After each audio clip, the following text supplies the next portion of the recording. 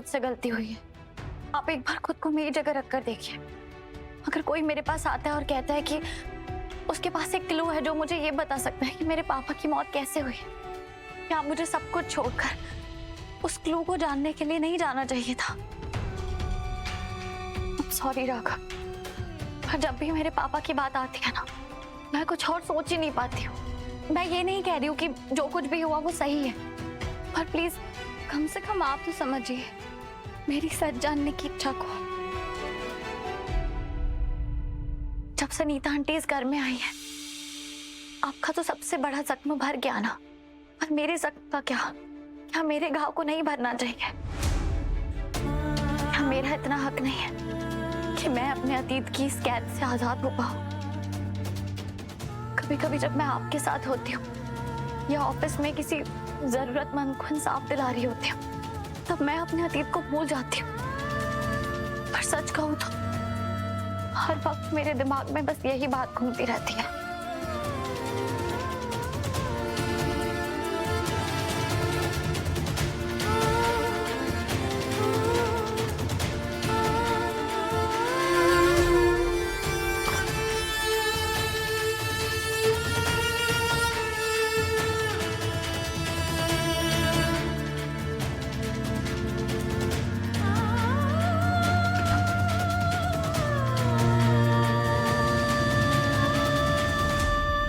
आप यहाँ सो जाइए, मैं सोफे पे सो जाऊंगी।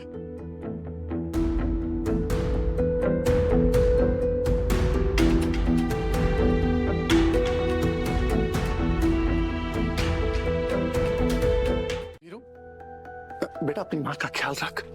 मैं तुम्हारे लिए ठंडा दूध लेके आता हूँ। जा बेटा। निकाल इसे। क्या हो गया माँ? आपको तो काफी चैन पड़ गया था ना। चैन किस चिड़िया का नाम होता है? मेरी जिंदगी तो बिल्कुल वैसे हो गई है, एक तरफ कुआं एक तरफ खाई, एक गलत कदम और मुझे लगता है मैं सीधा गहरी खाई में जाकर गिरूंगी। तूने देखा ना वो रास्ते में ऐसे डिगे डिगे डिगे डिगे खेल खिलाते हैं। मुझे ऐसा लगता है मैं भी पतली रस्सी के सहारे चल रही हूँ। अब गिरी, अब मरी। वीरेन, इस उम्र में दिल और दिमाग पर इतना प्रेशर बर्दाश्त नहीं होता बेटा। माँ चलिए, आपके दिल से एक प्रेशर तो मैं हटा ही देता हूँ। ये क्या? नीता चावला की याददाश्त बुलाने वाली दवाइयाँ फिर से ले आया हूँ मैं। ये तूने बहुत अच्छा किया। एक बार वो इन्हें खाना शुरू कर देगी तो उसकी याददाश्त फिर से वापस चली जाएगी। थोड़ी शांति मिली, लेकिन हम उस रीत नाम के डेंजर का क्या करेंगे? पहले ये नीता चावला नाम के डेंजर का हल निकाल ले, फिर रीत के बारे में सोचते हैं। वो क्या है ना माँ, रीत जो है ना ज्यादा बड़ी वाली प्रॉब्लम है, तो उसका परमानेंट हल ढूंढने में हमें थोड़ा टाइम लगेगा। तो आपके जो ये 2 मिनट वाले इलाज है ना, जैसे रीत की जान लेने की कोशिश करना, राघव की दवाई में नींद की गोलियां मिला देना, ये आइडियाज ना काम करें ना काम करेंगे। अब समझ में आया वीरेन। क्या? मेरे कॉलेज के प्रोफेसर हमेशा मुझे कहते थे, Sharda one thing at a time, one thing at a time. आज समझ में आया कि एक प्रॉब्लम का इलाज एक ही बारी में सुलझाया जा सकता है। मैं अब से नीता को फिर से उसकी याददाश्त भुलाने वाली दवाइयां देना शुरू करूंगी। कम से कम खाई नहीं, कुएं से तो छुटकारा मिलेगा। पता है मैं यही सोच रहा था कि नीता और रीत में से कुआं कौन है और खाई कौन है। तो नीता, नीता कहाँ चली गई?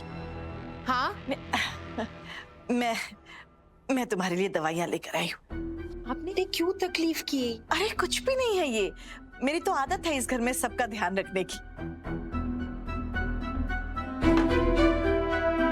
सच कहूं तो कल जब उस आदमी ने मुझ पर उंगली उठाई कि मैंने रीत के पापा को मरवाया है, उस पल में मुझे महसूस हुआ कि तुम पर भी तो बार बार ये इल्जाम लगते रहते, तो तुम हर वक्त उस डर से गुजरती रहती हो। आई एम सॉरी नीता, अगर जाने अनजाने में मैंने तुम्हें कुछ गलत कह दिया हो तो मुझे माफ करना। कोई बात नहीं, जो बात बीत गई ना शारदा, बस बीत गई। इसलिए मैंने सोच लिया है, अब मेरा सारा ध्यान तुम्हारी याददाश्त को वापस लाने में होगा, ताकि तुम्हें सब कुछ याद आ जाए और तुम सबको सच्चाई बता पाओ और तुम्हारे पास छुपाने के लिए कुछ भी ना हो। लो दवाई लो। आप दवाइयों की चिंता मत करिए, रीत और राघव मेरी दवाई का पूरा ध्यान रख रहे हैं। अरे वो लोग तो जवान हैं, उनके पास और भी बहुत काम है, जिंदगी और दिल के भी तो मसले हैं। लेकिन हम दोनों अब बुढ़े हो चुके हैं, एक दूसरे का ख्याल रखने के लिए हमारे पास टाइम ही टाइम है ना? बुढ़े? कौन बुढ़े? इधर आई। यहाँ आपको कौन बुढ़ा लग रहा है? मुझे तो दो यंग और डायनामिक लेडीज दिख रही हैं, जिनका यादों का रिश्ता है ना?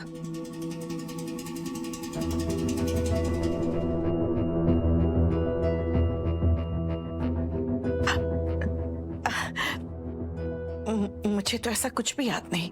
मुझे भी नहीं है, लेकिन शारदा, पता नहीं क्यों मुझे लगता है कि अब मुझे सब कुछ याद आ जाएगा और मेरी यादों पर जो धुंध छाया हुआ है ना, वो छट जाएगा और मुझे सब कुछ याद आ जाएगा कि किसके साथ मेरा कैसा रिश्ता था, खास करके आपके साथ।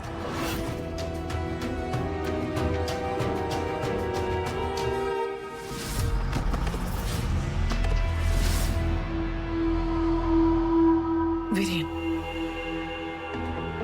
मुझे वीरेन के लिए लंच पैक करना है, लेट हो रहा है।